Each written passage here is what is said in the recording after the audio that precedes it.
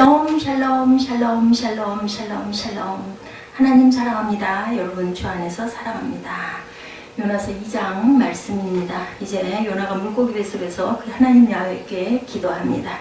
요나의 기도죠. 이르되 내가 받은 고난으로 말미암아 야훼께 불러 아뢰었더니 주께서 내게 대답하셨고 내가 수월의 뱃속에서 부르짖었더니 주께서 내 음성을 들으셨나이다. 예, 이렇게 시작합니다. 요즘 피터슨이 쓴 성경학자 요나서 서문에 기록되어 있는 내용입니다.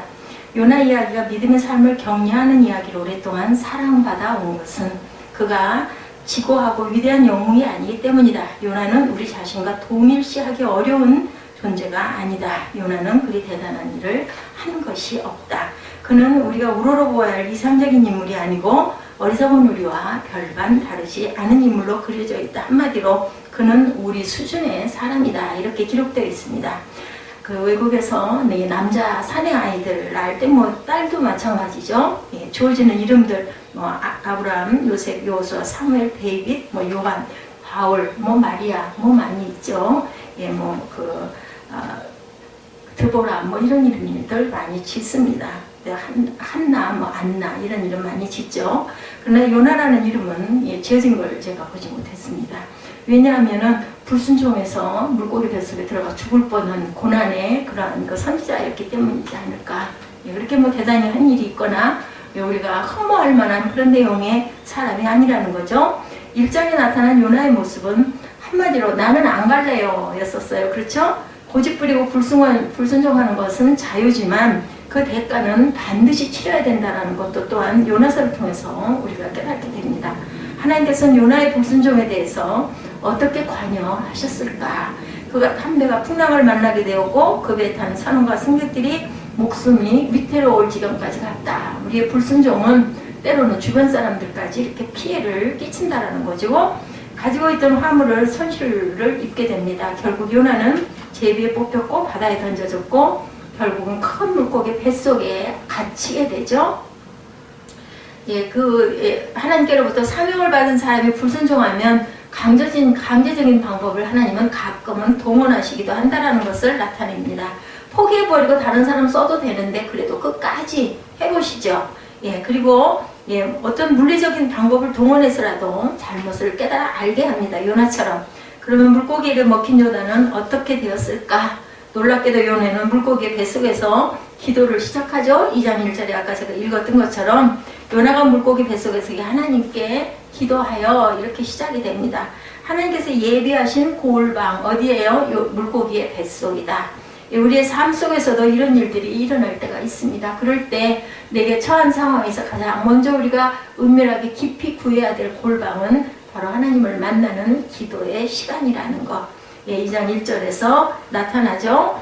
하나님께서 예비하신 골방에 이제 요나가 들어가서 갇혀있는 것보다는 하나님께 간구합니다. 그래서 2절에서 부르짖었더니 주께서 내 음성을 들으셨나이다. 이런 고백이 나옵니다.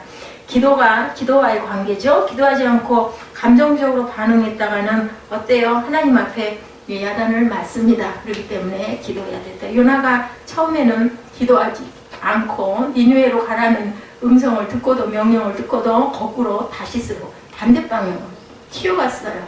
아수르의 수도이죠. 니느웨가. 그러다 보니까 아수르가 얼마나 이스라엘을 괴롭혔는지 원수지간이다라고 나타나 있습니다. 우리가 일본이 36년 동안 우리를 굉장히 핍박하고 나라를 빼앗아가기도 했습니다. 그래서 어떤 목사님들은 그곳에 처음에 초기에 지금은 그런 분이 아무도 안 계시지만 선교지로 하나님께서 자꾸 음성을 주셨을 때 가기를 너무너무 꺼려했다라는 이야기를 제가 들은 적이 있습니다. 그럼에도 불구하고 갑니다. 그러죠? 어느 곳이나 파키스탄 이런 나라도 가면은 그 선교사님들 굉장히 고생하고 위험한 곳인데도 불구하고 하나님께서 가라고 하시면은 우리는 순종하고 가야 되는데 요나는 그렇지 못했습니다. 그러다 보니 하나님께서 골방에 가두셨다.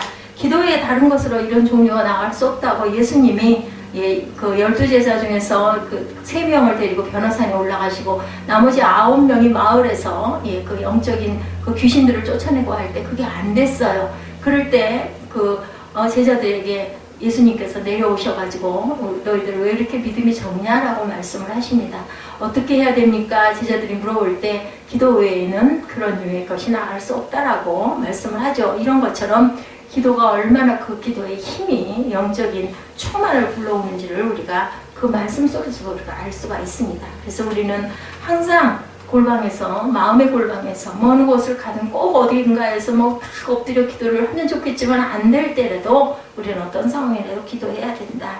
우리가 몸이 아파서 병원에 입원했을 때도 거기에서 답답하게 내가 왜 이런 병이 들어가지고 움직이지도 못하고 이렇게 답답하게 이런 시간을 가져야 하나 이런 것보다는 하나님께서 나를 조금 좀 쉬면서 하나님을 찾으라고 이렇게 이런 상황이 됐구나라는 것을 감사하고 기도할 줄 알아야 되겠다. 그래서 기도를 합니다. 2절부터 9절까지 나타나죠. 부르짖는 기도를 2절에 보니까 내가 주께 부르짖었더니 수월의 뱃속에서 부르짖었더니 수월이 어디에 물고기 뱃속이에요. 그죠? 그랬더니 주께서 내 음성을 들었다. 우리가 항상 기도할 때는 어때요? 뭐 조용하게 묵상하는 기도도 있지만 너무너무 힘들고 괴롭고 죽겠고 절망적일 때는 주야 하고 부르짖는 기도도 필요합니다. 소리가 날 수밖에 없죠. 우리가 막 너무너무 아프고 힘들 때는 비명이 나오는 거와 똑같다라는 거죠. 그래서 시편 119편 67절에 고난당하기 전에는 내가 그릇 행하였더니 이제는 주의 그 명령을 지키나이다. 주의 말씀을 지키나이다 라고 말씀합니다. 고난을 통해서 무릎을 꿇게 되었다. 요나가 현재 당하고 있는 고난은 어떤 것? 수월의 물고기 뱃속입니다. 수월입니다. 수월은 죽음의 장소, 그죠? 그 아주 깜깜한 무덤입니다. 아무것도 할 수 없는, 할 수 있는 것은 오로지 숨이 끊어지지 않았고 기절하지 않았으니까 그것도 감사해야 됩니다. 기도할 수 있으니까. 아니고 물고기 뱃속에 들어가가지고 질식을 해서 죽어버렸다면 기도마저도, 그리고 나중엔 토해져도 시체로 토해졌겠죠. 하나님께서는 우리에게 항상 이렇게 피할 길을 주신다라는 것. 거기에는 하나님 예수 그리스도의 십자가의 보혈, 그리고 그 부활, 무덤에 갇히신 예수님이죠. 3일 밤낮 물고기 뱃속에 있으니라. 그리고 2장 1절에는 물고기 뱃속에서 그의 하나님 야훼께 기도하였더니 2장 마지막 10절에 야훼께서 그 물고기에 말씀하시네 요나를 육지에 토하니라. 부활이 일어난 거죠. 그래서 욥바로 내려갔더니 배 밑층에 내려가서 거기서 끝나지 않고 제비를 뽑혀서 바다에 던져지고 밑으로 땅으로 떨어진 거죠. 물로 떨어집니다. 큰 물고기 뱃속까지 내려앉게 됐다라는 것을 우리가 기억해야 된다. 과정을 통해서 요나가 깨달은 것은 보이지 않는 하나님의 손이 자신을 누르고 있었다는 것, 형편없이 내팽겨쳐지는 신세가 될 수도 있다는 것을 깨달았다. 우리가 할 수 있는 것은 아주 한정적입니다. 얼마 되지 않죠? 3절에도 5절에도 6절에도 나타납니다. 주께서 나를 깊음 속 바닷 가운데 던지셨으므로 큰 물이 나를 둘렀고 주의 파도와 큰 물결이 다 내 위에 넘쳤나이다. 이렇게 고백을 하죠. 물이 나를 영혼까지 둘러싸우며 깊음이 나를 에워싸고 바다 풀이 내 머리를 감쌌나이다. 진정한 회개는 자신의 존재를 부인하는 데까지 이르러야 한다. 자신의 무죄한 무능력을 절실하게 깨달아야 되겠죠. 작은 일에도 소리 지르고 발끈발끈 화잘내고 아는 척하고 있는 척하고 이 모든 것들이 내가 아직 부족해서 덜 됐다라는 것을 깨달아야 된다. 6절에도 내가 산의 뿌리까지 내려갔사오며 땅이 그 빗장으로 나를 오래도록 막았사오나 나의 하나님 야훼여 주께서 내 생명을 부동에서 건지셨나이다. 결국 건지시는 분은 하나님밖에 안 계신다. 하나님과의 교제를, 회복을 열망하는 기도를 하죠. 4절과 7절에 보면 내가 말하기를 내가 주의 목전에서 쫓겨났을지라도 다시 주의 성전을 바라보겠나이다. 나는 다시 하나님을 바라봅니다. 7절에 내 영혼이 내 속에서 피곤할 때 내가 야훼를 생각하였더니 내 기도가 주께 이르렀사오며 주여 성전에 미쳤나이다. 우리가 부르짖어 기도할 때 하나님께서 나는 너 모른다 안 하십니다.